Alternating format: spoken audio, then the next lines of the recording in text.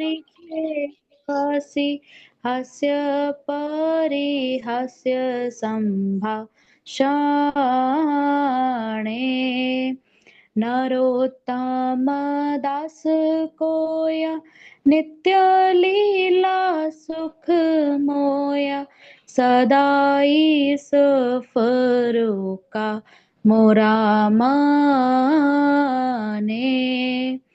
नरोत्तम दास कोय नित्य लीला सुख मोया सदाई सफरुका मोरा माने वृंदावन रम्य स्थान दिव्य चिंतामणि धाम रत्न मंदिर मनोहर तारा आवृत कालिंदी रे राजा हंसा केली कोले ताहे शोभे कनक कमाल वृंदावन रम्य स्थान दिव्य चिंतामणि धाम रत्ना मंदिर मनोहर हरे कृष्ण कृष्ण कृष्ण हरे हरे हरे राम राम राम हरे हरे हरे कृष्ण कृष्ण कृष्ण हरे हरे हरे राम राम राम हरे हरे हरे कृष्ण प्रभु जी। बहुत सुंदर माता जी। हरे कृष्ण, राम हरे कृष्ण। तो हम लोग आज का क्लास स्टार्ट करने जा रहे हैं प्रभु जी। मंगलाचरण कर लेते हैं। ओम नमो भगवते वासुदेवाय। ओम नमो भगवते वासुदेवाय। ओम नमो भगवते वासुदेवाय। ओम अज्ञानतिमिरान्धस्य ज्ञानञ्जनशलाकया चक्षुरुन्मिलितं येन तस्मै श्रीगुरुवे नमः। श्रीचैतन्यमनोभीष्टं स्थापितं येन भूतले स्वयं रूपं कदादिमहिमं ददाति स्वब्दान्तिकं वन्देऽहं श्रीगुरु श्रीयुतकमलं श्रीगुरुवैष्णवास श्रीरूपसागरजातं सहगण रघुनाथान्वितं तं सजीवं सावधैतं सावभूतं परिजनसहित कृष्ण चैतन्यदेवं श्री राधा कृष्ण पादान सहगण ललिता श्री विशाखान्वितांश्च। हे कृष्ण करुणा सिंधु दीनु बंधु जगतपते गोपेश गोपिका कांत राधा कांत नमोस्तुते। तप्त कांचन गौरांगी राधे वृंदावनेश्वरी वृषभानुसुते देवी प्रणमामि हरि प्रिये। नमः विष्णुपादाय कृष्णपृष्ठाय भूतले श्रीमते भक्ति वेदांत स्वामिनि इति नामिने। नमस्ते सरस्वती देवे गौरवाणी प्रचारिणी निर्विशेषा शून्यवादी पाश्चात्य देश तारिणी। जय श्री कृष्ण चैतन्य प्रभु नित्यानंदा श्री अद्वैत गदाधर श्रीवासदि गौर भक्त वृंदा। हरे कृष्णा कृष्णा कृष्णा हरे हरे हरे राम राम राम हरे हरे। हरे कृष्णा कृष्णा हरे हरे हरे राम राम राम हरे हरे। हरे कृष्णा कृष्णा हरे हरे हरे राम राम राम हरे हरे। हरे कृष्णा। सभी को धन्यवाद। तो आज हम लोग 18 अध्याय की कड़ी में 11 अध्याय हम लोग कंप्लीट कर चुके हैं। और 12वें अध्याय और जो सबसे अच्छा भगवान ने भक्ति बताया कि कैसे हमें भक्ति करनी है। तो हम लोग पिछले अध्याय का रिकैप कर लेते हैं कि हम लोगों ने 11वें अध्याय देखा कि भगवान ने अपनी विभूतियों को बताया। तो भगवान जो है अपने ऐश्वर्य के बारे में बताते हैं कि और भगवान को देखने के लिए हमें दृष्टि चाहिए। जैसे संजय और अर्जुन जी को दृष्टि मिली कि आप दिव्य दृष्टि लो तभी भगवान को देख सकते हैं, ऐसे भक्तों को भक्ति की चश्मा लगाना है, भक्ति का। तो हमें भक्ति करनी है तो हमारी भक्ति से भगवान, हमारा जो है दृष्टि भक्ति से आएगी। तो भगवान की देखने की दृष्टि हमें भक्ति से ही मिलेगी। तो इस तरीके से हमें देखा कि भगवान अवतार नहीं है, अवतारी हैं। भगवान अवतरित होते हैं, मतलब अवतारी अवतार लेते हैं। और भक्त भगवान की महिमा का गुणगान करवाना चाहता है, इसलिए अर्जुन ने हम लोगों के लिए, अर्जुन तो पहले ही मान गए थे कि कृष्णस्तु भगवान स्वयं, कि आप ही भगवान हो, आप ही सब कुछ हो। लेकिन हम लोग जो कलयुग के लोग हैं, इनके लिए अर्जुन ने कहा कि चलो भाई एक विराट रूप भगवान का देख लें। आजकल बहुत ढोंगी पंडित सब घूमते रहते हैं, साधु महात्मा। तो उनके लिए होता है कि भाई अगर आप भगवान हो तो अपना विराट रूप दिखाओ। एक मापदंड स्थापित करने के लिए ये सब करा गया था। तो हमें ये भी हमने देखा कि भगवान से हमें कुछ मांगना नहीं है, मांगना है तो सिर्फ भक्ति।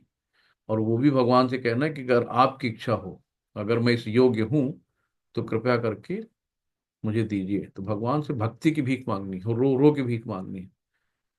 तो इस तरीके से भक्त, देखा हमने दो तरह के रहते हैं। कुछ होते हैं कि भगवान का जो ऐश्वर्य है उससे प्रेम करते हैं, और शुद्ध भक्त जो है तो मित्रवत प्रेम करता है भगवान के साथ में।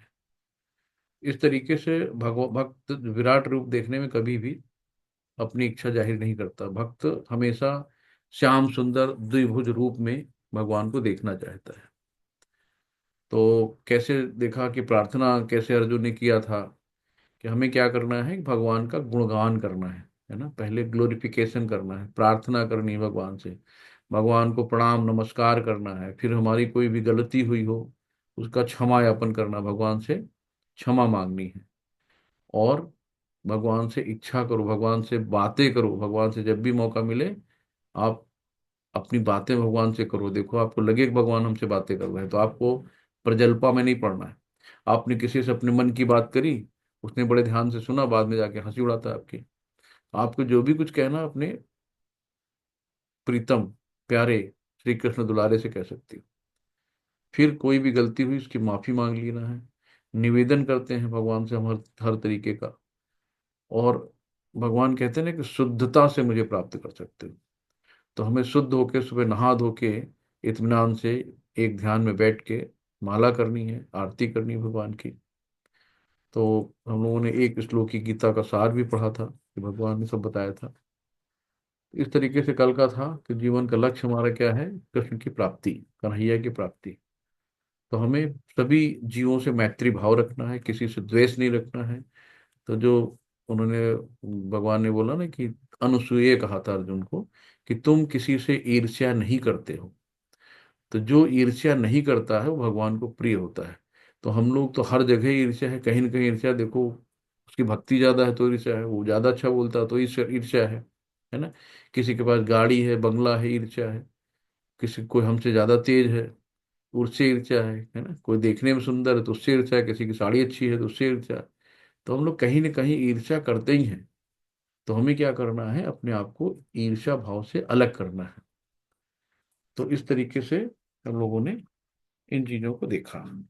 तो अब हम लोग आते हैं अध्याय 12 जिसका नाम है भक्ति योग। तो हमारा काम है कर्तव्य करना, है ना। और कर्तव्य करके फल की इच्छा नहीं करना है। तो जो भी कर्म करो वो भगवान को अर्पित करते हुए करो। तो जब हम भगवान को चीजों को अर्पित करते हुए चलेंगे तो हमें किसी भी तरीके की कर्म बंधन में बंधना नहीं पड़ेगा। तो हम लोग अर्पित नहीं कर पाते हैं, तो इसीलिए कर्म बंधनों में बंधे रहते हैं। तो ये जो हमारी कर्म करके जो इच्छा होती है ना, ये हो जाए वो हो जाए, यही माया है। और ये माया हमें जन्म मृत्यु के चक्कर में डालती रहती है, इस जन्म मृत्यु से कभी निकलने नहीं देती। तो हमें क्या करना है, भक्ति योग। जो भी आज का चैप्टर है भक्ति योग। तो भक्ति योग द्वारा ही हम डिटैचमेंट प्राप्त कर सकते हैं, अनासक्ति हो सकती है लोगों से, है ना। तो जब तक हमारी अनासक्ति नहीं अंदर से जागृत होगी, जब तक हम जितने ज्यादा चीजों में लिप्त रहेंगे, उतना ही ज्यादा हमें दुख झेलने पड़ते हैं। तो हमें क्या करना है, डिटैच होना है।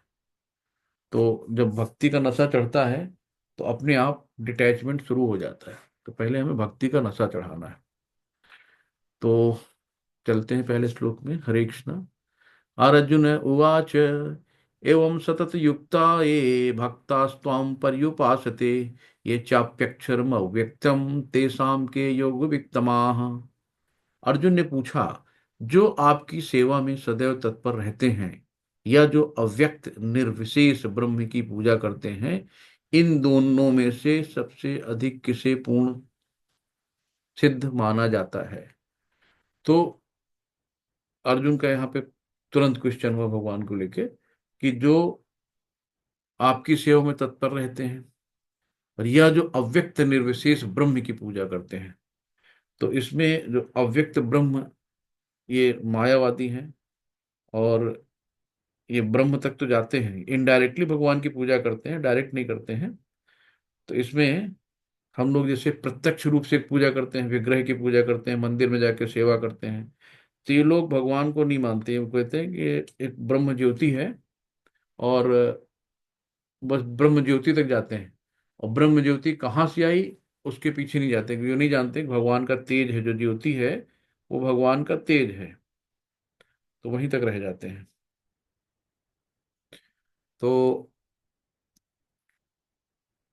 सामान्यतः आध्यात्मवादियों की दो श्रेणियां में विभाजित किया जाता है। पहला है निर्विशेषवादी और दूसरा है सगुणवादी। तो हमें क्या है कि हम लोग सगुणवादी के अंतर्गत आते हैं। और ये निर्विशेषवादी में दो तरह के लोग आते हैं। निर्विशेषवादी में क्या होता है कि एक ब्रह्मवादी आते हैं, जो ब्रह्म मतलब ब्रह्म ज्योति तक रहते हैं। ये भी एक तरह से मतलब ये ब्रह्मवादी और मायावादी में हम अंतर इतना कर सकते हैं कि लगभग मायावादी क्या होते हैं, ये अपराधी हैं, अपराध करते हैं भगवान के प्रति। और ब्रह्मवादी अपराध नहीं करते हैं, मतलब भगवान के प्रति ब्रह्मवादी अपराध नहीं करते हैं। इनका कहते हैं भाई हम ब्रह्म ज्योति तक पहुंच गए। और क्योंकि ये भी भक्ति करते हैं, साधना करते हैं, ध्यान करते हैं भगवान का, और भगवान के बारे में बात करते हैं, लेकिन ये साकार रूप में ये भी नहीं रहते। और मायावादी क्या होते हैं, मायावादी कहते हैं अरे यार, मैं भी पहले कभी देवता था, मैं भी भगवान था, मेरे थोड़े से कर्म गिरे तो मैं मनुष्य बन गया। और जो देवता हैं उनको कहते हैं ये भी कभी मनुष्य थे, इन्होंने कुछ अच्छे कर्म किए तो इनका जो है, इनको देवता रूप में मिल गया। तो इनके देवताओं वाले गुण थे तो इनको देवता मिल गए, हमारे अंदर मनुष्य के गुण थे तो हमें मनुष्य मिल गया। तो ये अपने आप को खुद को देवता कहते हैं और देवता को मनुष्य कहते हैं। तो ये अपराध करते हैं। तो हमें अगर हमने ब्रह्मवादी, तो अभी आगे इसी में आ जाएगा तीसरे पांचवें श्लोक में। और मायावादी हम लोग पढ़ चुके हैं, एक 7वें अध्याय के 24वें श्लोक में था और 9वें अध्याय के 11वें श्लोक में था। तो ब्रह्मवादी जो है भगवान के रूप की जानकारी न होने के कारण उनके रूप में आकर्षण विकसित नहीं कर पाते, क्योंकि भगवान का वो मानते हैं ना कि ये अजन्मा है, अविनाशी है, और इसका कोई आकार नहीं है, तो निराकार परम ब्रह्म है। तो परम ब्रह्म मानते हैं, निराकार परम ब्रह्म। तो इनको क्या है कि जब भगवान के प्रति इनको कोई उनके रूप और गुण की जानकारी नहीं है, तो इसलिए इनके अंदर वो आकर्षण नहीं विकसित होता। जो हम लोग एक, आप देखो वृंदावन में जाते हो तो हर लोग, कोई लड्डू गोपाल को लिए, कोई रो रहा है, कोई वो कर रहा है, उनके अंदर एक भाव पैदा होते हैं। तो भाव इनके अंदर वैसे नहीं आ पाते हैं। तो इसलिए इनकी प्रगति धीमी होती है। तो ये अगर जाते भी हैं तो बहुत ज्यादा स्वर्गलोक तक जाते हैं। जब इनके पुण्य क्षीण हो जाते हैं तो फिर वापस इनको आना पड़ता है। और निर्विशेषवादी में बहुत से लोगों को देखा होगा ना, जैसे मानव सेवा, कि चलो भाई बाहर लंगर खिला दें, प्रसाद बांट दें, मंदिर के बाहर गाड़ी लगा के कुछ दान पुण्य कर दें, है ना। कोई बीमार है उसको इलाज करवा दिया, हॉस्पिटल बनवा दिया, चैरिटेबल करवा दिया, धर्मार्थ चिकित्सालय बनवा दिया। तो मानव सेवा माधव सेवा नहीं है। तो मानव सेवा करके हमें पुण्य तो मिलेगा, लेकिन वो पुण्य हमें कहाँ है, जब तक हमारे पुण्य रहेंगे तब तक हमें उसका सुख मिलेगा। फिर हमारे पुण्य क्षीण हो जाने पे हमें फिर से इस धरती में वापस आना पड़ेगा। तो इसलिए जैसे देखो समाज सेवा ईसाई लोग हैं, क्रिश्चियन लोग, तो ये लोग करते क्या हैं लोगों की सेवा करते, सेवा करके धर्मांतरण करा लिया, चलो तुम भी क्रिश्चियन बन जाओ। तो इस तरीके से ये दिखावा है कि हम बहुत, मदर टेरेसा जी थी, उनको कितना बढ़िया सब नोबेल प्राइज वराइज मिला, लेकिन अगर उनकी हिस्ट्री देखोगे तो उनका मेन काम था अपने धर्म का विकास करना। तो लोगों को जितने गरीब वो सब उनको ले आते थे, खिलाता पिलाना, और उसके बाद उनको अपने धर्म धर्म में लगा लेना। तो बहुत से लोग होते हैं कि भाई हमारी राष्ट्र हमारा सर्वोपरि है, तो हम राष्ट्र, जैसे आरएसएस के लोग होते हैं ना, सर राष्ट्र के लिए ही जीते हैं, सब कुछ वही है। तो स्वतंत्रता आंदोलन चलाया था तो वही, उसी को अपना कर्म अपनी पूजा मानते थे। तो इसलिए है कि ये सब उसमें हमें क्या करना, भगवान के साकार रूप की उपासना करनी है भगवान का। तो ये निर्विशेषवादी क्लियर हो गया होगा। अब आते हैं हम लोग सगुणवादी भक्त अपनी संपूर्ण शक्ति से परमेश्वर की सेवा करता है। तो जो सगुणवादी होते हैं संपूर्ण शक्ति से भगवान की सेवा करते हैं। निर्विशेषवादी भी कृष्ण की सेवा करता है, किंतु प्रत्यक्ष रूप से ना करके अप्रत्यक्ष ब्रह्म का ध्यान करता है। तो ये पॉइंट भी क्लियर हो गया होगा कि अप्रत्यक्ष अप्रत्यक्ष रूप से भगवान का ध्यान करता है। तो इस अध्याय में हम देखेंगे कि परम सत्य की अनुभूति की विभिन्न विधियों में भक्ति योग सर्वोत्कृष्ट है। तो अर्जुन का प्रश्न था, तो उसमें भगवान ने बोल दिया कि भक्ति योग सर्वोत्कृष्ट है। तो यदि कोई भगवान का सानिध्य चाहता है तो उसे भक्ति करनी चाहिए। जो लोग भक्ति के द्वारा परमेश्वर की प्रत्यक्ष सेवा करते हैं वे सगुणवादी कहलाते हैं। जो लोग निर्विशेष ब्रह्म का ध्यान करते हैं वो निर्विशेषवादी कहलाते हैं। यहाँ पर अर्जुन पूछता है कि इन दोनों में से श्रेष्ठ कौन है। यद्यपि परम सत्य के साक्षात्कार के अनेक साधन हैं, किंतु इस अध्याय में कृष्ण भक्ति योग को सबों में श्रेष्ठ बताते हैं। हरि बोल। श्री भगवान उवाच मय्यावेश मनो ये मान नित्य युक्ता उपासते श्रद्धया परियोपेतास्ते मे युक्त तमामता। भगवान ने कहा, जो लोग अपने मन को मेरे साकार रूप में एकाग्र करते हैं और अत्यंत श्रद्धा पूर्वक मेरी पूजा में सदैव तत्पर रहते हैं, वे मेरे द्वारा परम सिद्ध माने जाते हैं। तो साफ साफ भगवान ने कह दिया कि जो अपने मन को मेरे साकार रूप में, है ना, तो ये देख रहे हैं भक्त जो है भगवान का श्रृंगार कर रहा है यहाँ पे। तो साकार रूप में इतने प्रेम से भगवान की सेवा कर रहे हैं मंदिर में। तो जो लोग अपने मन को मेरे साकार रूप में एकाग्र करते हैं और अत्यंत श्रद्धा पूर्वक मेरी पूजा करते हैं, वे सदैव पूजा करने में लगे रहते हैं, वे मेरे द्वारा परम सिद्ध माने गए। तो भगवान ने स्पष्ट कर दिया कि प्रत्यक्ष पूजा ज्यादा अच्छी है या अप्रत्यक्ष वाली पूजा ज्यादा अच्छी है। तो इस तरीके से हमको भगवान साफ साफ बता रहे हैं कि आपको प्रत्यक्ष करना है, यानी कि साकार रूप की उपासना करनी है। तो आगे कहा गया है कि लेकिन जो लोग अपनी इंद्रियों को वश में करके तथा सबों के प्रति संभाव रखकर परम सिद्ध की निराकार कल्पना के अंतर्गत उस अव्यक्त की पूरी तरह से पूजा करते हैं, जो इंद्रियों की अनुभूति से परे है, यानी सर्वव्यापी है, अकल्पनीय है, अपरिवर्तनीय है, अचल है तथा ध्रुव है, वे समस्त लोगों के कल्याण से संलग्न रहकर अंततः मुझे प्राप्त करते हैं। तो भगवान ने यहाँ पे साफ साफ बोल दिया कि जो भी है कि अपनी इंद्रियों को वश में करके तथा सबों के प्रति संभाव रखकर परम सिद्ध की निराकार कल्पना के अंतर्गत उस अव्यक्त की पूरी तरह से पूजा करते हैं, जो इंद्रियों की अनुभूति के परे हैं, सर्वव्यापी हैं, अकल्पनीय हैं, अपरिवर्तनीय हैं, अचल हैं, ध्रुव हैं, वे समस्त लोगों के कल्याण में संलग्न रहकर अंततः मुझे प्राप्त होते हैं। तो आपको क्या करना है, एकांत में बैठ के सुबह जल्दी उठ के भगवान का ध्यान करना है, प्रेम पूर्वक उनको याद करना है कि सर्वव्यापी हैं भगवान हमारे, अकल्पनीय है, अपरिवर्तनीय है, अचल हैं, ध्रुव हैं, सबका कल्याण करने वाले हैं। तो हमको इन रूप में भगवान का ध्यान करना है। क्लेशोधिक तरस्ते साम अव्यक्ता सक्त चेतसाम अव्यक्ता ही गतिर दुखन देह वर्धिप वाप्यते। तो जिन लोगों के मन परमेश्वर के अव्यक्त निराकार स्वरूप के प्रति आसक्त हैं, उनके लिए प्रगति कर पाना अत्यंत कष्टप्रद है। देहधारियों के लिए उस क्षेत्र में प्रगति कर पाना सदैव दुष्कर होता है। तो जिन लोगों के मन परमेश्वर के अव्यक्त निराकार रूप, यानी वही निर्विशेषवादियों की बात कर रहे हैं यहाँ पे, कि निराकार स्वरूप के प्रति आसक्त हैं, उनके लिए प्रगति कर पाना अत्यंत कष्टप्रद है।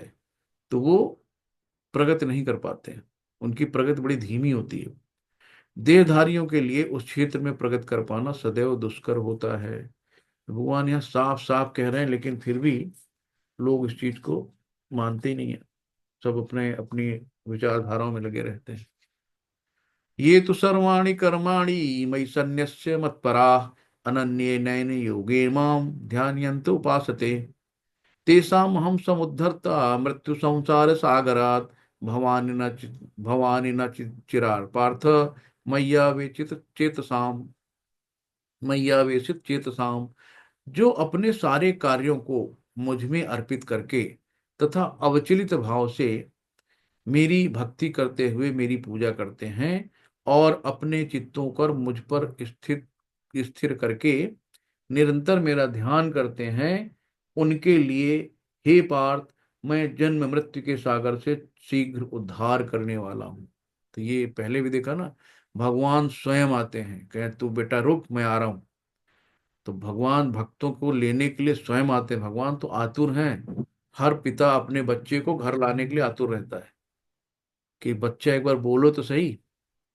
तो जैसे ही बच्चे याद करते हैं दिल से, तो भगवान तुरंत दौड़े चले आते हैं, गरुड़ देव की सवारी करते हुए सीधे सेकंडों में आते हैं और हमें इस भव बंधन से छुड़ा के ले जाते हैं।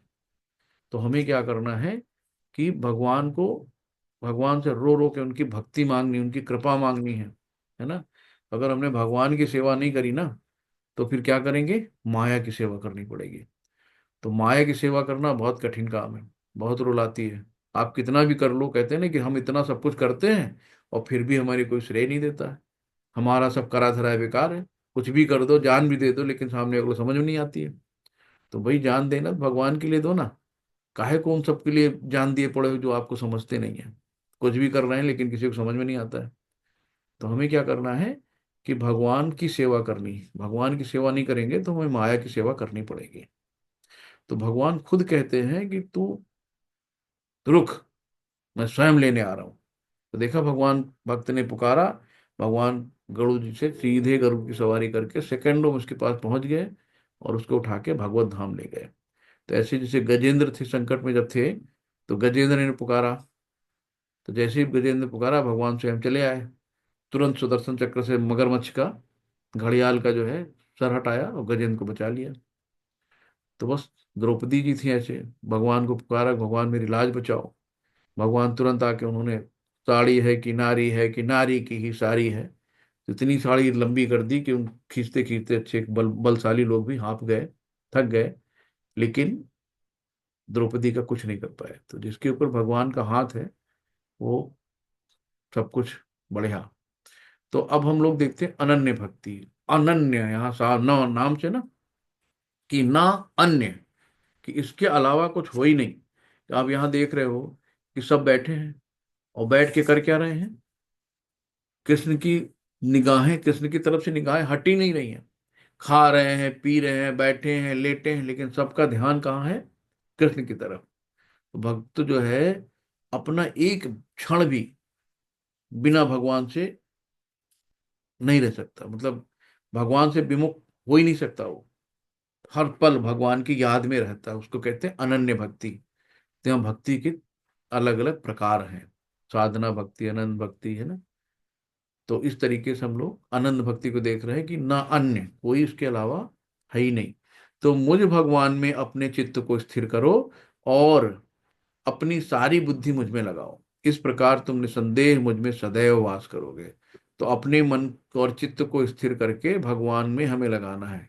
तो कुछ भी करते बैठते उठते हमें क्या करना है, भगवान को याद करना है, भगवान की याद में रहना है। अब यहाँ पे आती साधना भक्ति, है ना। तो अथ चित्तम समाधातुम न शक्नोषि मयि स्थिरम अभ्यास योग ततो मक्षि धात सॉरी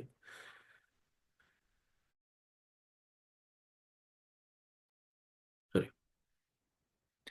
अभ्यासे योगिन ततो माक्षिन धाप्तुम धनंजय।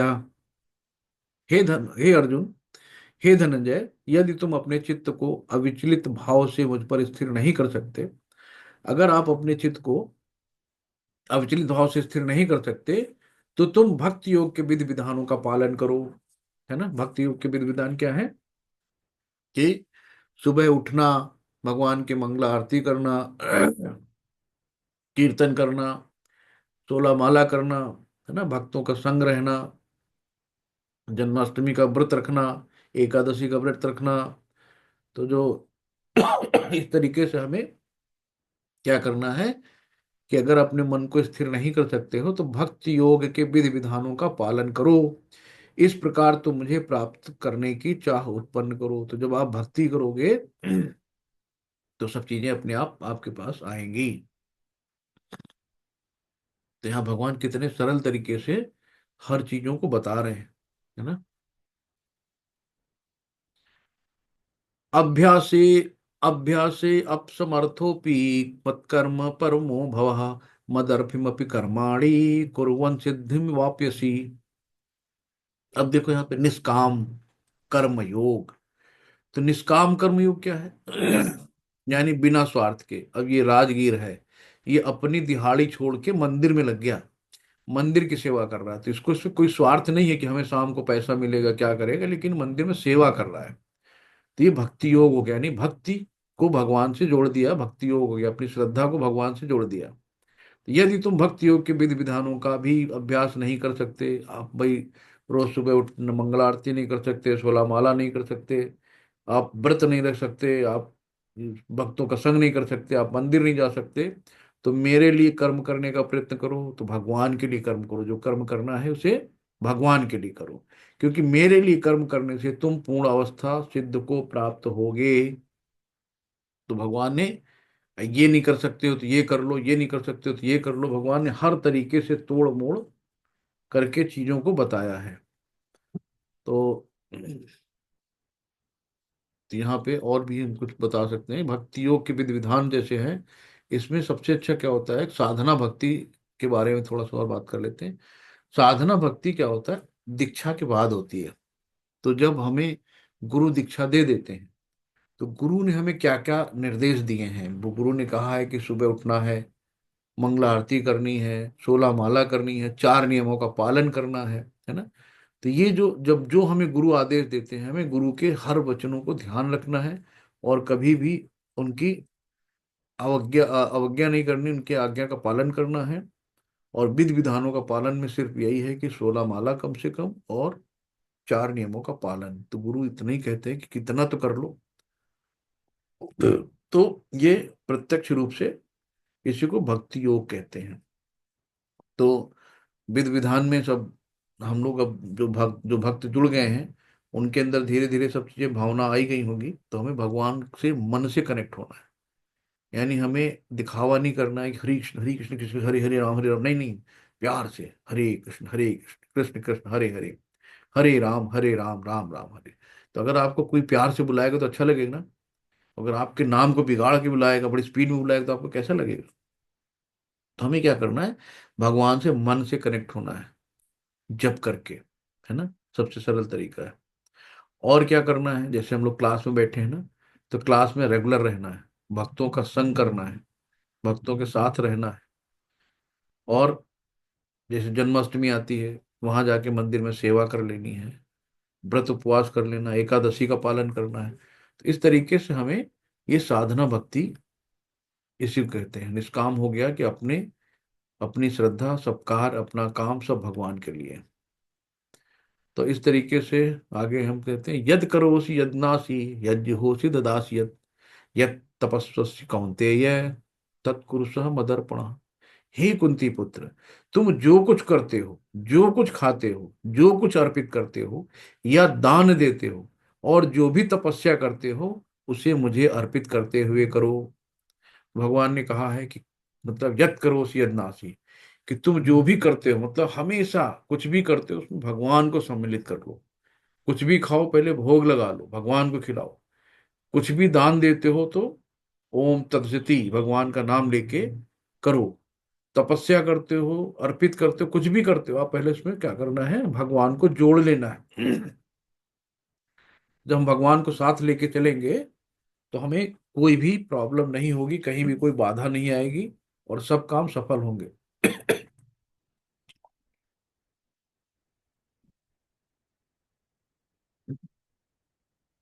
इस तरीके से हमको भगवान को हर समय अपने साथ रखना है। गाड़ी चला रहे हो, चलो भगवान, बैठो मेरे साथ, चलते हैं साथ में। सोने जा रहे हो, चलो भगवान सोया जाए। सुबह उठते हैं, हाँ भगवान चलिए, उठ जाते हैं, हम लोग आरती ग्रहण करते हैं, आरती करते हैं, है ना। भोग लगाते हो, चलो भगवान आप पहले खाओ। भोग गुरु महाराज जी के द्वारा लगाया था, हम लोग डायरेक्ट भोग नहीं लगा सकते, कि हम लोगों में इतनी क्षमता नहीं है कि हम भगवान को भोग अर्पित करें। तो पहले इसीलिए भोग मंत्र होता है। तो गुरु से हम रिक्वेस्ट करते हैं कि भगवान का भोग लगाओ, फिर आप खाओ, फिर आपका उचित हम खाते हैं।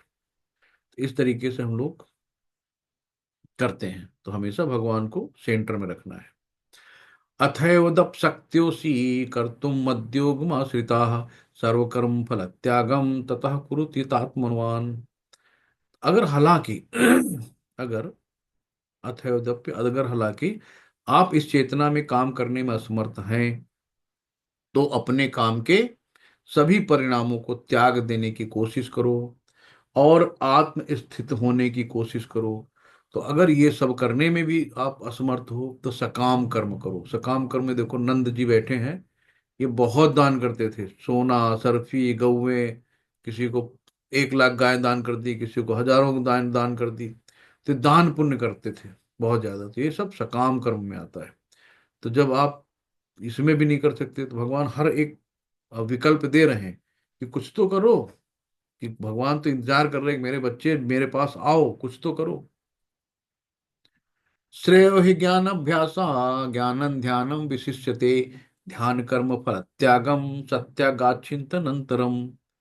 तो ये क्या है, ज्ञान और ध्यान की बात हो रही है। तो हमें क्या करना है कि भगवान का ध्यान करना है। और ध्यान करने के लिए हमें क्या करना है, पहले ज्ञान प्राप्त करना है। तो सबसे पहले क्या करो, ज्ञान प्राप्त करो, यानी कि पढ़ाई करो। देखो, तो बच्चे पढ़ रहे हैं, ज्ञान ले रहे हैं। और ज्ञान जब बिन गुरु होए न ज्ञान, और बिन ज्ञान वैराग, जब तक हमें गुरु नहीं मिलेंगे तो हमें बताएगा ज्ञान कौन देगा। तो हमें क्या करना है, गुरु करना है। गुरु के, एक सच्चे गुरु की तलाश करनी है, जो प्रमाणिक गुरु हो, जो वाकई गुरु हो, गुरु घंटाल ना हो। तो उन गुरु की शरण में जाना है, उनसे हमें ज्ञान प्राप्त करना है। जब हमें ज्ञान मिलेगा तो हम ध्यान योग में आ सकते हैं, यानी कि हम भगवान का ध्यान कर सकते हैं। तो जब ध्यान करेंगे तो एक भक्त ही भगवान को कुछ कर सकता है। भक्त भगवान को, यानी कि यशोदा मैया शुद्ध भक्त थी। ये तो खैर वो है, एक इनकी कहानी है कि एक फल बेचने वाली हैं। तो फल बेचने वाली फल लेके आई, तो उन्होंने कान्हा को देखा, इतना सुंदर, इतना प्यारा बालक, इनको बड़ा मोह आया। तो उन्होंने कहा लो फल ले लो। तो बोले कितने का है, मेरे पास पैसे नहीं है। तो पहले पैसे के बदले मुट्ठी पर अनाज अनाज चलता था। तो अपनी छोटी सी मुट्ठी में बेचारे जितने भी हो सके तुमको अनाज दे दिया। तो कृष्ण जी को लगा संकोच की तो कम है। तो उन्होंने कहा नहीं नहीं, ये भी ले लो, वे भी ले लो। उन्होंने सारे फल, इतने भाव में आके उन्होंने अपने सारे फल दे दिए, निस्वार्थ, उनसे कोई स्वार्थ नहीं था। लेकिन जब वो आगे बढ़ी तो देखा जो मुट्ठी भर अनाज, धीरे धीरे डलियां उनकी भारी होने लगी। तो देखा तो उसमें सब आभूषण भरे हुए थे। तो इस तरीके से भगवान जो है, आप उनसे बिना मांगे आपको सब कुछ मिलता है, मांगने की जरूरत ही नहीं है। और ये देखिए, इनके, मेरा एक ऐसा भक्त जो सामान्य कार्यकलापों पर आश्रित नहीं है, जो शुद्ध दक्ष है, चिंता रहित है, समस्त कष्टों से रहित है, और किसी फल की लिए प्रयत्नशील नहीं रहता। तो भगवान ये कहते हैं कि कोई भी फल के लिए इच्छा ना करो, सिर्फ अपना काम करो, अपनी भगवान को याद करो। तो इसमें जो है, ये नामादास हरिदास ठाकुर है, नामाचार्य हरिदास ठाकुर जी हैं। तो इनमें सबसे अच्छा क्या था कि इनकी कुटिया, ये मुस्लिम परिवार से थे। तो ये बहुत संकोची में मिले, कहते हैं महाप्रभु जी से, कि हम तो नॉनवेज भी खाते थे, हमारे घर में नॉनवेज भी चलता था, तो हम कैसे आपकी भक्ति कर पाएंगे। तो चैतन्य प्रभु जी ने इनको भी शरण दिया। यानी कि यहाँ पे सबसे अच्छी बात यह है कि कोई धर्म नहीं है, जो भगवान की भक्ति करता है वो सिर्फ भक्त है। ये नहीं कि फला जात का है, चमार है, वो क्या नाम है, पासी है, वो फला बिरादरी है, पंडित है, भंगी है, कुछ भी नहीं, है ना। तो यहाँ पे कहा गया है कि जो कैसा भी हो, कितना मलिच्छ आदमी हो, लेकिन अगर वो भगवान की भक्ति करता है तो वो उसको भक्ति मानो। तो मेरा ऐसा भक्त जो सामान्य कार्यकलापों पर आश्रित नहीं रहता, जो शुद्ध है, दक्ष है, चिंता रहित है, समस्त कष्टों से रहित है, और किसी फल के लिए प्रयत्नशील नहीं रहता, तो मुझे अतिशय प्रिय है। तो यहाँ नामाचार हरिदास ठाकुर जी क्या कहें, 192 माला करते थे। हम लोग तो शुरू में एक दो माला में उब जाते हैं, कैसे करेंगे। तो ये 192 माला पर डे करते थे। तो इनके पास वहाँ के जो कुछ लोग थे, इनको दिखाने के लिए कि ढोंगी पंडित हैं, दिखावा करते हैं, हम कहीं अभी देखो एक वेश्या को भेज देते हैं। तो एक वेश्या को उन्होंने भेजा कि जाओ उसका जो है तो भ्रष्ट करो, और तो उनको हम दिखा देंगे कि सब कुछ नहीं है, इनके इनको ज्यादा पूजो नहीं, ये सब बेकार है, पंडित पंडित ऐसे नहीं है। तो ये वेश्या आई, बैठी नामाचार्य हरदास ठाकुर जी के पास में, कि बोली हमको आपके साथ रहना है, आपके साथ बैठना है। तो बोले हाँ माता जी, बैठी बैठी, आप जो कहेंगे मैं वो करूंगा, बस आप माला मेरी पूरी जाए। तो फिर कितनी देर लगेगी, बस बस माता जी होने वाली, होने वाली, अभी अभी अभी मैं आपसे बात करता हूँ, बस मेरी माला पूरी हो जाए। तो बैठे बैठे सो जाती थी, फिर उठती थी, फिर पूछती थी मेरे, बस मेरी माला पूरी हो जाए। तो एक दिन आई, फिर 2 दिन आई, फिर तीसरे दिन उनके चरणों में लेट गई। बोले मुझे भी गुरु दक्षिणा, उनको गुरु मान लिया। और ये होता है एक शुद्ध भक्त से जो सुनते हैं हम लोग ना, तो वो भी शुद्ध भक्त बनने, अपने आप भक्त बन जाता है। जैसे प्रभुपाद जी जब अमेरिका गए, तो अमेरिका जाने पे क्या हुआ, वहां सब हिप्पी लोग थे, लड़की दारू, उसी में अपनी खुशियां ढूंढते रहते थे, लेकिन वो भी खुश नहीं थे। एक शुद्ध भक्त उनके पास गया, और वहां पार्क में बैठ कर उन्होंने हरे कृष्ण कृष्ण कृष्ण हरे हरे, हरे राम राम राम हरे हरे। तो शुद्ध भक्त ने अपने शुद्ध वाणी से वहां पे जो भगवान का नाम लिया, तो आज देख रहे हैं आप कितने भक्त बन गए, वृंदावन में जगह नहीं है, तो लोग उसको अंग्रेजों का मंदिर कहने लगे। तो देश विदेश में कितने लोग आने लगे वृंदावन। तो आप सोचिए कि एक चिंगारी कितनी आग लगागी। तो 120 देशों में कम से कम इस्कॉन के टेम्पल हैं। ये सब प्रभुपाद जी का देन है। अगर प्रभुपाद जी ना होते तो क्या होता, तो हम लोग भी मूर्ख बने रहते। इतना अच्छा तात्पर्य है उसके अंदर, श्लोक उन्होंने संस्कृत से इंग्लिश में किया, फिर उसका एक एक शब्द की मीनिंग की, फिर तात्पर्य लिखा, सब कुछ एकदम पानी की तरह आसान कर दिया। तो इस तरीके से, यानी कि ये इनको बिगाड़ने आई थी, लेकिन जो संग का रंग चढ़ गया, इनके संग में ये भी भक्त बन गई। जो किसी से द्वेष नहीं करता, लेकिन सभी जीवों पर दयालु मित्र है, और अपने को स्वामी नहीं मानता, और मिथ्या अहंकार से मुक्त है, जो सुख दुख में संभाव रहता है, सहिष्णु है, सदैव आत्मतुष्ट रहता है, आत्म संयमी है, तथा जो निश्चय के साथ मुझ में मन तथा बुद्धि को स्थिर करके भक्ति में लगा रहता है, ऐसा भक्त मुझे अत्यंत प्रिय है। अब आप देखिए कृष्ण जी, तो मतलब एक राजा, भगवान स्वयं, तो कहीं से कोई मतलब नहीं। अगर उनको पता चला कि मेरे प्रिय मित्र सुदामा हैं, सुदामा जी भी जान ही नहीं थे, उनकी पत्नी ने बार बार कहा कि तुम्हारे दोस्त इतने संपन्न हैं, तो तुम उनसे कुछ क्यों नहीं मांगते हो, उनके पास क्यों नहीं जाते हो। तो बहुत कुछ करने पे, मतलब फिर भी बड़े संकोच में सुदामा जी आए, कखरी में अपना चावल की पोटली दबा के बेचारे। और जैसे द्वारिकाधीश ने पता कि मेरा मित्र आया है, सब पैर वैर, ना जूते ना चप्पल लेके भागे, और अपने मित्र के प्यार में जय उनको गले लगाया, उनको लेके आए, अपने सिंहासन पे बिठाला, उनके पैर पखारे, है ना। तो ये मतलब ये भक्तों के लक्षण होते हैं। तो भक्त का भगवान भक्त के दास बन जाते हैं। आजकल लोग कहते हैं ना कि देखो, हमको भक्ति करते हैं तो हमें नींद आ रही है, या हम भक्ति नहीं कर पा रहे हैं, हमारे अंदर हम कैसे भक्ति करें, और कोई ना कोई हमारे साथ व्यवधान आ जाता है। तो व्यवधान इसीलिए आता है कि यहाँ पे जो ये पृथ्वी लोक है, जो ब्रह्मांड है, ये है दुर्ग, यानी किला है, यानी ये जेल है। तो हम जेल में आदमी को शुद्धिकरण करने के लिए भेजा जाता है, जो सुधार गृह जिसको कहते हैं, है ना। लेकिन और इसका जेलर कौन है? दुर्गा देवी है। तो जिनको कहा जाता है कि महामाया, तो महामाया नहीं चाहेंगी कि उनके प्रभु, उनके स्वामी किसी की सेवा करें। तो भक्त की सेवा में भगवान लग जाते हैं। इसलिए माया देवी हमेशा भगवान से दूर ले जाती हैं। वो कहती है कि नहीं, इसको उधर नहीं ले जाओ। लेकिन अगर हम लोग भक्ति करके निरंतर वहां तक पहुंचते हैं, वहां तक पहुंचते हैं, तो क्या होता है कि भगवान भक्त की सेवा में लग जाते हैं। तो भगवान की भक्ति, तो माया देवी कहती है भैया भगवान इनकी सेवा करने लगेंगे तो गलत हो जाएगा। लेकिन जब आप भक्ति करते रहते हो तो फिर आपको मिलती है योग माया। तो योग माया क्या करती है? योग माया भगवान से मिलाती है, तो हमको भगवान के पास ले जाती है। तो इसलिए हमें इतनी भक्ति करनी है कि इस महामाया से दूर होके हम लोग योग माया तक पहुंचे।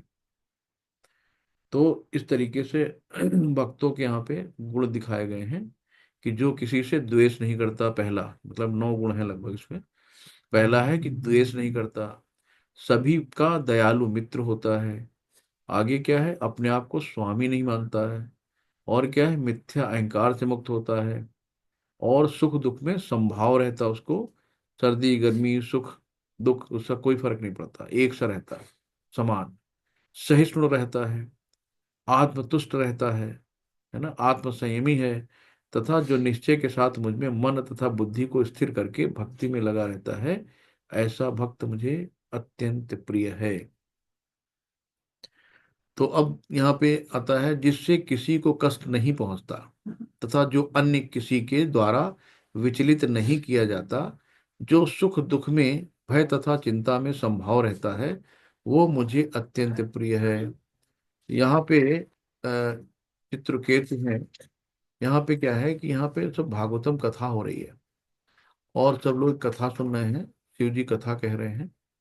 शिव जी ने पार्वती जी को अपनी गोद में बिठाला हुआ है। यहाँ किसी को फर्क ही नहीं पड़ता कौन क्या कर रहा है क्या नहीं कर रहा है, सब संभाव में है ना। तो इनको कुछ किसी से मतलब ही नहीं है, सब अपने में है। तो ये सब अपने आप को देह मानते ही नहीं, सब आत्मा है, आत्मा स्वरूप है। तो चित्रकेतु जी यहाँ से आ रहे थे, गुजर रहे थे, तो उन्होंने देखा, तो उनको देख के मुस्कुराया कि वाह कितनी बढ़िया चर्चा चल रही है। तो इस चर्चा के चक्कर में मुस्कुराए, लेकिन पार्वती को बुरा लगा। तो उन्होंने सोचा कि ये शिव जी का अपमान कर रहे हैं। तो उन्होंने उनको श्राप दे दिया कि जाओ राक्षस बन जाओ। तो अगले जन्म में वो बक्रासुर बना था। तो है ना, अगले जन्म में बक्रासुर बना। तो इस तरीके से उन्होंने तुरंत इस चीज को एक्सेप्ट कर लिया, मतलब उनको श्राप देने पे भी कोई उनको बुरा नहीं लगा।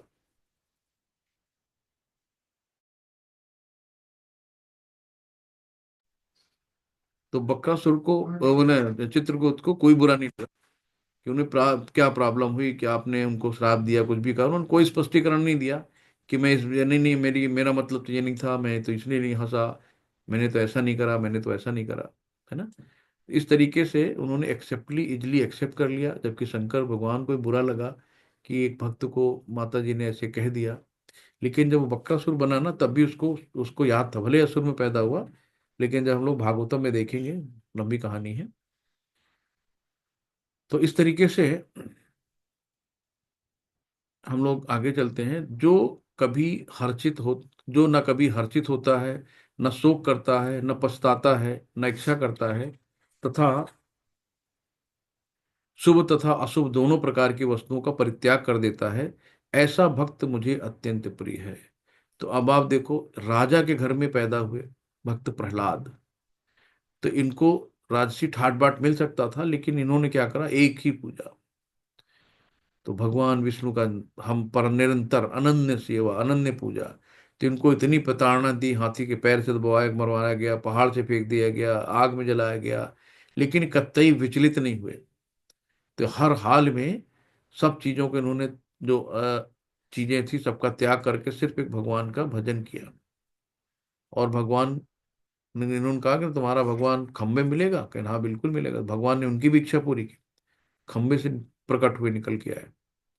जो मित्रों तथा शत्रुओं के लिए सम्मान समान है, जो मान तथा अपमान, शीत तथा गर्मी, सुख तथा दुख, यश तथा अपयश में संभाव रखता है, जो दूषित संगत से सदैव मुक्त रहता है, जो सदैव मौन और किसी भी वस्तु से संतुष्ट रहता है, जो किसी प्रकार के घर बार की परवाह नहीं करता, जो ज्ञान में दृढ़ है और जो भक्ति में संलग्न है, ऐसा पुरुष मुझे अत्यंत प्रिय है। तो यहाँ पे कहानी आती है कि राजा अमरीश जी हैं जिन्होंने नवधा भक्ति करी है। तो इन्होंने अपने कानों को भगवान के भजन को सुनने में, अपनी आंखों को, अपने हाथ पैर मंदिर जाने में, जिह्वा को प्रसाद खाने में, नहीं, 9 तरह की नवधा भक्ति होती है। तो श्रवणम कीर्तनम वंदनम दास साख्यम, तो इस तरीके से आत्मनिवेदन, तो हर तरीके से भगवान की पूरी तरीके से ना 9 प्रकार की भक्ति करी।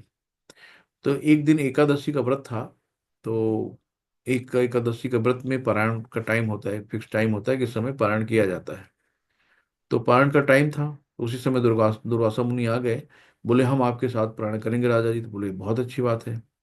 तो बोले मैं स्नान ध्यान करके आता हूँ, फिर करते हैं। तो अब उसका पारायण का टाइम निकलता जा रहा था। अब उस टाइम पे अगर आपने पारायण नहीं किया तो फिर उसकी फल नहीं मिलता है। तो उन्होंने कहा कि अब क्या करें। तो उन्होंने अपने गुरुओं से पूछा जो वहां पे थे पुरोहित लोग। तो उन्होंने कहा आप जल ग्रहण कर सकते हो, जल से व्रत टूटा भी और नहीं भी टूटा। तो जब ये जल ग्रहण कर रहे थे उसी समय दुर्वासा मुनि आ गए। दुर्वासा मुनि को जानते हो कितने क्रोधी थे। उनको तुरंत क्रोध आ गया, उन्होंने अपने एक जटा का बाल निकाला, उससे एक असुर पैदा कर दिया। और असुर पैदा होते कि उसको खा डाल मार लो। तो उसी समय भगवान का सुदर्शन चक्र आ गया, उसने असुर को मारा। और असुर को मारने के बाद दुर्वासा मुनि के पास दौड़ लिया। अब दुर्वासा मुनि के पास तो सारे गुण थे,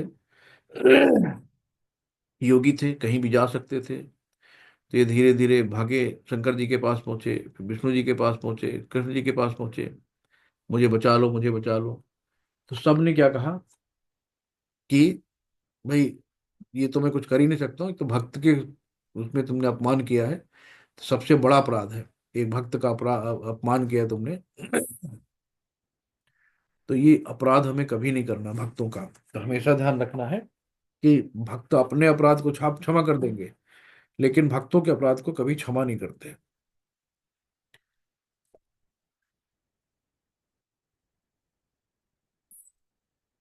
उसके बाद दुर्वासा ऋषि जो है भागे भागे आए और अमरीश महाराज के चरणों में गिर गए। तो ये क्या है, एकदम संभाव में थे, ना पहले इनको गुस्सा आया था उनके ऊपर, ना बाद में आया। तो उन्होंने बोला हमें तो कोई प्रॉब्लम ही नहीं है, आप मेरे चरण न गिरिए, आप मेरे पूज्य हैं, देवता तुल्य हैं। तो इस संभाव में थे। तो उनका हम गुस्सा ही नहीं थे, हम माफ क्या कर दें आपको। तो उन्होंने सुदर्शन चक्र को हाथ दिखाया, फिर वापस चला गया। तो इतनी भक्त का मान करते हैं भगवान। तो हमेशा जो है अपना मान भले ही घट जाए, भक्तों का मान न घटते देखा। ये तो धर्मामृतम, ये तो धर्मामृतम इदम यथोत्कम पर्युपासते, श्रद्धा धान मत परमा, भक्तास्ते तीव में प्रिया। जो इस भक्ति के अमर पथ का अनुसरण करता है और जो मुझे अपने चरम लक्ष्य का लक्ष्य बनाकर श्रद्धा सहित पूर्ण रूपेण से संलग्न रहते हैं, वे भक्त मुझे अत्यंत प्रिय है। यहाँ एक कहानी आती है बिल्वा मंगल की। बिल्वा मंगल साउथ से वृंदावन तक की पैदल यात्रा किया था इन्होंने। तो ये इन पुराने भक्त थे, लेकिन एक आसक्ति इनकी आ गई वेश्या के ऊपर, और उससे रातों दिन उसी के बारे में सोचते रहते थे। एक बार इनकी घटना घटी कि इनके फादर की डेथ हो गई। तो उस जो वेश्या का नाम था चिंतामणि। तो चिंतामणि ने सोचा कि आज तो उनके पिता के देहांत हुआ, तो आज तो ये दुखी होगा, तो आज तो आएगा नहीं है। तो उन्होंने आराम से दरवाजे वराजे बंद करके चुपचाप सो गई। लेकिन मध्य रात्रि तक देखती हैं कि बहुत आंधी तूफान आ रहा है, सब कुछ है, और कोई दरवाजे पे खटखटा रहा है। तो दरवाजा खोला तो देखा बिल्वा मंगल खड़े हुए थे। बोले इतनी रात को तुम यहाँ कैसे आ गए, इतना आंधी अब तूफान चल रहा है इतना भयंकर। तो ये, और नदी भी बीच में पड़ती थी। तो उस समय रात में तो कोई ना नाव मिलेगा ना कुछ भी मिलेगा। तो इन्होंने सोचा कि लकड़ी के सहारे चले, जब देखा तो लाश थी। तो उसके सहारे उन्होंने नदी पार किया, फिर भागते भागते आए। अब देखा चारों तरफ बंद था, तो ये कैसे चढ़े, तो पेड़ पे चढ़े, पेड़ से उनको रस्सी लटकती नजर आई। तो उसके पकड़ के उनके छज्जे पे कूदे। तो जब उन्होंने बताया कि मैं ऐसे ऐसे आया हूँ, तो देखा वहां पे सांप था। तो मतलब इतना दीवाने थे कि पिताजी मर गए, सांप, लाश, उन्हें कुछ भी नहीं दिखाई दिया। तो चिंतामणि को इन्होंने अपना गुरु बनाया। चिंतामणि ने कहा अगर इतना ही ध्यान तुमने भगवान का किया होता तो तुम्हारा जीवन सफल हो गया होता। तो तुरंत उन्होंने उनको दंडवत किया और उनको उन्होंने गुरु माना। तो इन्होंने जो भी लेख लिखे हैं तो उनको उनमें लिखा है चिंतामणि, नाम पहले दिया है। तो एक वेश्या को उन्होंने अपना गुरु मान लिया कि उनके कहने पे फिर से आए। फिर ये रास्ते में आ रहे थे साउथ से, एक जगह भिक्षा मिली। तो एक वैश्य की पत्नी थी, बहुत सुंदर थी। तो इन्होंने उनको उनसे भिक्षा ली, लेकिन इनकी निगाह फिर उन पे टिक गई। फिर उन्होंने कहा माता जी अपनी पिन दीजिए। तो जो हेयर में माता जी लोग लगाती हैं पिन वगैरह, तो पिन लेके इन्होंने अपनी आंखें वहीं फोड़ ली कि ये सारे जो हमारी इंद्री हैं यही हमें व्यतीत करती हैं। तो ना मैं देखूंगा ना मेरी इंद्रियां इधर उधर व्यतीत होंगी। और उसके बाद भगवान के गीत गाते रहे और भगवान स्वयं आके सुनते थे। तो ऐसे ऐसे भक्त हुए हैं। ये बिल्वा मंगल जी का था। प्रभुपाद की जय, श्री प्रभुपाद की जय।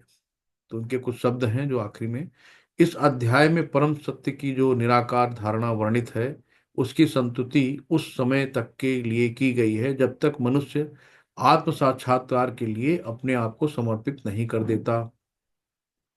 दूसरे शब्दों में, जब तक उसे शुद्ध भक्त की संगत करने का अवसर प्राप्त नहीं होता, तभी तक निराकार की धारणा लाभप्रद हो सकती है।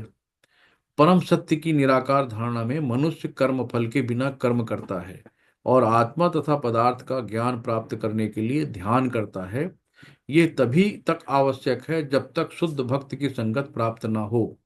सौभाग्यवश यदि कोई शुद्ध भक्ति में सीधे कृष्ण भावनामृत में संलग्न हो, तो उसे आत्म साक्षात के इतने सोपान पार नहीं करने होते। भगवत गीता के मध्य के 6 अध्यायों में जिस प्रकार भक्ति का वर्णन हुआ है वो अत्यंत हृदयग्राही है। तो देख रहे हैं कि भक्त को हमें भगवान एक एक स्टेप बताए हर चीजों का कि कैसे क्या करना है। हरे कृष्णा। आज का अध्याय कैसा लगा? हरे कृष्णा।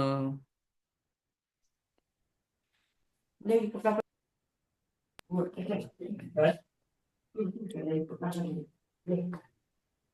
हरे कृष्णा प्रभु जी। बहुत अच्छा लगा, बहुत अच्छा लगा। दंडवत प्रणाम प्रभु जी। हरे कृष्णा। तो बहुत भगवान ने खुद बताया कि कैसे हमें भक्ति करके यहाँ से निकल लेना है, डिटैचमेंट कैसे हमें आसक्ति हटानी है भक्ति करके। किसी का कोई क्वेश्चन हो तो पूछ सकते हैं, कोई साझा करना हो, शेयर करना हो, कोई बात अपनी रख सकते हैं। हरे कृष्ण। जी प्रभु जी, हरे कृष्णा। किसी का कोई प्रश्न हो, कोई डाउट हो तो आप लोग पूछ सकते हैं, या क्लास को लेकर भी कोई कमेंट करना चाहें।